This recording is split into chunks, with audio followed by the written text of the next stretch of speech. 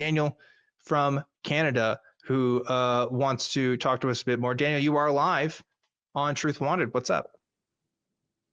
Hi, Dan. No, I just wanted to join the conversation because I've made a conscious effort in my last 20 years or so to reduce my meat consumption. I'm not vegan. I'm not claiming I'm vegan or anything, but I really try to eat smaller portions with meals, or sometimes not at all. And I try to buy free-range eggs and grass-fed beef. I hope it's helping a bit. I'd like to see factory farming ended. I don't go to fast food. I don't go to Burger King or McDonald's anymore. And I'd like to make an effort to eliminate factory farming if possible. Because Thom said he's looking for meat eaters and that, and I would definitely like to see an end to factory farming. There you go. I think a lot of people feel that way and aren't vegan, right? But Thom, speak to that, because what do you think about this idea that I'm not vegan, but I want to do stuff? I think some of this stuff is wrong. Is Daniel doing it the right way? Yeah, I mean, I think every little thing is making some difference, right? So things like eating, particularly thinking about free range, is certainly better than eating animals from that have been raised in cages. These are meaningful improvements. But I think again, I would just say that there are things outside of your diet that you can think about, and there are still really simple things to do that can make a really, really big difference. So I would say this from our organization, but donating is an incredibly powerful thing. We have a tool that allows you to sort of calculate what your offset for animals would be on our website, which I think is an interesting way to think about it. So how much damage, how much impact on animals negatively is my diet having? How much would I need to donate to kind of make up for that? I think that can be a helpful way to kind of think about these things. But there are also other things like getting involved politically with changes to improve animal welfare can be super powerful. Talking to your legislators about this. So I think I think we should think about this as more than just diet changes. There's a whole range of different kind of actions that we can take to try to combat this. And I think importantly is, even if we are eating meat, I think it's also good to just remember that that doesn't mean you have to justify factory farming and become kind of a shill for factory farming, which I feel like sometimes people feel that they need to do this to kind of try and maintain some kind of consistency. So I appreciate the efforts you're making and the honesty you have to say that I think this is bad, even if I'm still eating meat. There you go, Daniel. Thoughts on that? Yeah. Well, I definitely like to look into his organization. I've never heard about it before. I looked at some videos on YouTube of Thom. And I'd like to definitely try to donate. I'm not, I'm on a pension, right? I don't have a lot of money, but I'd like to make an effort there. And you remember, Dan, I called in a while back when you had this guy on who was an expert on horror movies and science fiction and that. And I talked about the movie, The Texas Chainsaw Massacre. Right. Yeah, I remember that. I just wondered if Thom has ever heard this theory about. Have you ever heard about this classic horror film, The Texas Chainsaw Massacre? I have heard of the movie, yeah. Yeah, well, some people consider it a secret animal rights film. Not that I'm not saying it's an animal rights film. It's not, but it's by accident an animal rights film because for 90 minutes, with these young people, they end up in this crazy family in Texas who are slaughterhouse workers and that, and they kill, they're crazy cannibals, whatever, and experience these the horror, the experience they go through in the house is really what animals go through 24/7, 360 days a year. And in this movie, you get that experience for 90 minutes, and like I said to the guy, to me, the movie was like a bunch of cows, chickens, and pigs got together and said, how can we convince humans? How can we let them see how horrible what we go through, what our daily lives are like in these slaughterhouses, because you can't show the actual footage because it's so horrific. People can't stand it.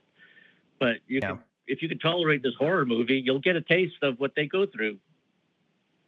I'll tell you this, Daniel. This is a real story, and I won't say this person's name because they have hosted some shows, and I'm not going to call them out. But their reaction, I thought, was very interesting because they were complaining, and I didn't do this to them, but they saw something in their feed of somebody posting stuff from slaughterhouses, right? So this kind of footage that sometimes goes viral or whatever, and people see it, and they were angry at this. Because and I was wondering why were you angry at this? And they basically told me, well, because like they don't think that I know what goes into this stuff. Like, do you think that stuff's going to change my mind? Like, this stuff is terrible. I don't want to see this. Like, and it's like that's kind of the point, though, right? Like, it's of course, yeah, this is terrible. That's why you should know it's happening so that it doesn't happen. But like, it seems to have the opposite effect on people, where it's like, oh, this is gross. This is terrible. I don't want to think about it. So that's why I don't like it and I don't want to see it. So again, what's going to be the more effective marketing? I don't know. That's for people who study this stuff for a living. There seems to be different ways. At least for some people, it has worked. You look at some comments and they say, yeah, I looked at footage of this and that was it for me. But then there's folks like that who say, I can't look at this. This is terrible. I don't want to think about this. Why would you show this to me? So I don't know the answer there. Thom, any insight? Yeah, I think it's interesting. Yeah, I think totally. Documentaries seem to be, when I talk to people, a really impactful thing that people have found. I know that there's been some research on what does help people kind of do diet change and things. And what we found, what scientists have found, broadly speaking, is it seems like there's some cohort of people who are quite open to these messages, and you can kind of these things like showing them footage can nudge them toward making changes, and those changes seem to be like at least moderately long lasting. And then there's some other cohort on the other side who actually it has this opposite effect, and it further pushes them towards kind of saying, oh no, I've just I've got to eat my burgers and things like this, and actually can make people increase their meat consumption as a sort of defense mechanism thing. But one of the kind of interesting pieces of this is that when we think about like social change more broadly, we know that you don't need a majority of people in order to make real big social change. There seems to be a tipping point where you see social change, even with sort of 20% of the population adopting a particular approach. We're way off that in terms of like vegans and vegetarians in the US or the UK, but it does seem possible that as this movement grows, as we sort of more people kind of come to learn about factory farming and accept this, we can reach this kind of like tipping point of a large minority that can really then start to like change the laws and the regulations and how we structure our society around issues like animal agriculture. See, again, why do I even answer anything? Because Thom's just going to have a better answer every time for pretty much every question that gets brought up. But anyway, a lot of good thoughts there. Dan, you had anything to add on that? Oh, I don't know. Yeah, I just, sometimes I see these footage of, I hope I'm not going off topic, but I've seen footage of like cows and elephants, like different parts of the world where people come out and they play music. Like someone comes out with a violin into a field, and all these cows came out and they're like curious and they seem to like the music. And I've seen it done in Africa where someone plays some instrument and all these elephants come out of the woods and they're all attracted to it. And it's so sweet. It's just like, when I see that, I just feel so bad, how we treat animals. Yeah. Sorry, I don't know. No, I think that's related. Go ahead, Thom. You had a thought. I was going to say, yeah, no, I think that's for sure related. I think we just don't know often how complex and interesting the inner lives of animals are. There's a great author called Franz de Waal, who's written a number of books of kind of exploring like the inner lives of animals and their emotional lives and how they operate. And I think just reading this and learning actually about how complex all sorts of different animals are, from birds through to chimpanzees and things like this, gives us a real, I think, can really help with our kind of empathy for other sentient beings and kind of understanding, getting a sense of what it would be like for them to be in this environment. And I think we tend to we're always told when we're young not to over anthropomorphize animals, and you shouldn't think that they're too like humans. And I think actually as adults we go too far the other way, and we assume that they're like completely alien to us. And I think that we shouldn't assume that they're that different. Their biology is like fairly similar to ours. And so it would make sense that their experience of the world was like at least approximately similar to ours.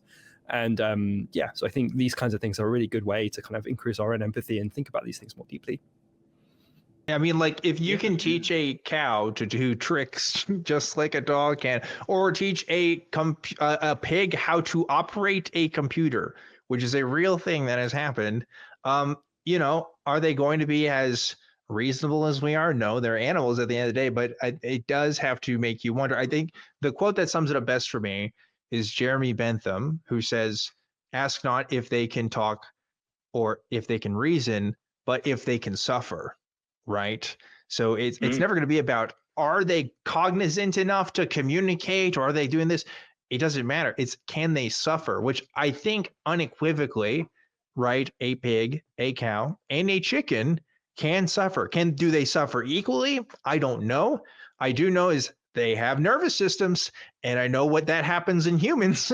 So there has to be probably something similar going on there, right? Whether they have the same number of neurons, no, but they do got a lot of them, and that does affect a body's processing. So we see the signs there, but we also have an ability to block that out. It's the same ability that's caused us to do terrible things to other people. How much less so have we treated animals, right?